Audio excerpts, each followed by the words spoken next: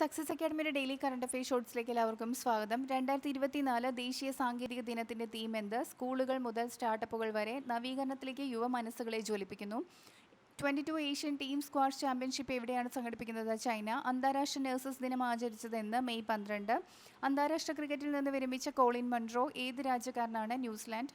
വായുവിൽ നിന്ന് carbon dye oxide വേർതിരിച്ചെടുക്കുന്ന ലോകത്തിലെ ഏറ്റവും വലിയ പ്ലാന്റ് അടുത്തിടെ ഏത് രാജ്യത്താണ് തുറന്നത്? ഐസ്ലാൻഡ്. 2024 മെയ്യിൽ പ്രസിഡന്റ് പുടിൻ റഷ്യയുടെ പ്രധാനമന്ത്രിയായി വീണ്ടും നിയമിച്ചതാരെ? മിഖായേൽ മിഷുസ്റ്റിൻ.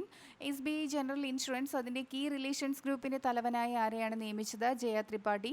ആർട്ടിഫിഷ്യൽ ഇന്റലിജൻസ് മാനേജ്മെന്റ് സിസ്റ്റത്തിന് ISO 42001-2023 സർട്ടിഫിക്കറ്റ് ലഭിച്ച കമ്പനി ഏത്? ഇൻഫോസിസ്. ഇന്ത്യ ആതിഥേയത്വം വഹിക്കുന്ന 77ാമത് ഫിലിം ഫെസ്റ്റിവൽ ഭാരത് പർവ് എവിടെയാണ് സംഘടിപ്പിക്കുന്നത്? ഗോവ. നൈപുണ്യ വികസന സംരംഭകത്വ മന്ത്രാലയം ഡ്രോൺ ദീദി യോജനയ്ക്കായി ഏത് കമ്പനിയുമായാണ് ധാരണാപത്രം ഒപ്പുവെച്ചത്? Mahindra and Mahindra limited. കൂടുതൽ വീഡിയോസിനായി ചാനൽ സബ്സ്ക്രൈബ് ചെയ്യുക.